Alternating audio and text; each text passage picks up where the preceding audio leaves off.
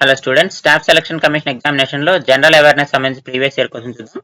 In the context of vernier calipers, an internal jaw is used to measure అని ఇచ్చాడు. So internal జా vernier calipers లో మనకి external జా ఇంటర్నల్ జా ఉంటుంది. సో ఇంటర్నల్ జా ఎందుకోసం ఉపయోగిస్తాం అంటే దేన్ని మెజర్ చేయడానికి అని చెప్తున్నాడు.